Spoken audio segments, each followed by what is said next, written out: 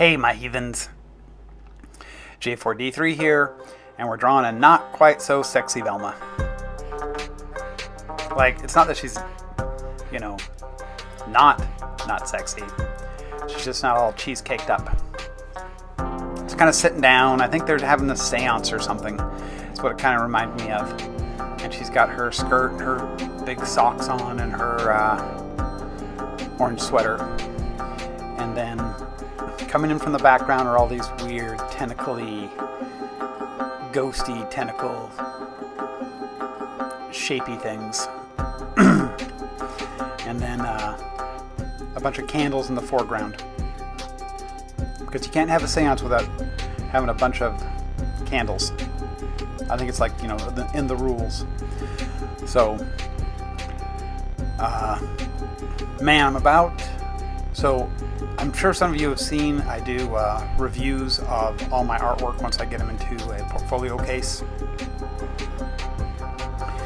And I'm working on my fourth one of YouTube video drawings. And then I have one that's just Velma pictures that's separate that I started in 2016. And I hope to get it full soon so I can do a review on that. I think I need to do about 15 or 16 more Velma pictures, which is quite a few. So that'll be coming up maybe, I don't know, probably at the beginning of next year. I don't think I'm going to draw that many more Velmas this year, since we only have 30 days until December's over. This Velma was drawn mostly with liquid ink and a brush. And these brushes I'm using here, if anyone's interested, are super cheap crap brushes.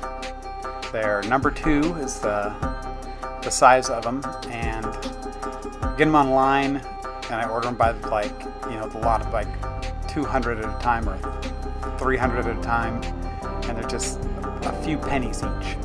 They're made in, this one here is made in China. I also get some that are made in India. And the reason why I buy these cheap brushes is because when I'm using them for ink, they don't need to keep their shape that well, because I only use them maybe 2 or 3 times and I throw them away. And it's just more convenient than spending a ton of cash on some really sweet, like synthetic sable brushes or something exotic. And I'm pretty sure these are all synthetic. That's what they feel like, but it doesn't really say in the description when I'm buying them. So, I do have some sable hair animal brushes, but only a couple, and I've had them forever. What I end up doing with my nicer brushes like that is I give them VO5 hot oil treatments, and it keeps the bristles all in line. And those are, for my expensive watercolor, maybe even oil painting brushes. Oil painting, you don't have to do the oil treatment for them. You do with acrylic and watercolors, because the water as a medium is harsher on the bristles than like an oil paint. So that's why I do it. To keep my nice brushes nice. But usually when I'm doing these YouTube videos, I'm using my cheapy crap brushes, which you can see I got 2 kinds. So I got a flat, and this one is a little round brush, because these are just for fun, something to do. It's not like they're going to be artistic masterpieces.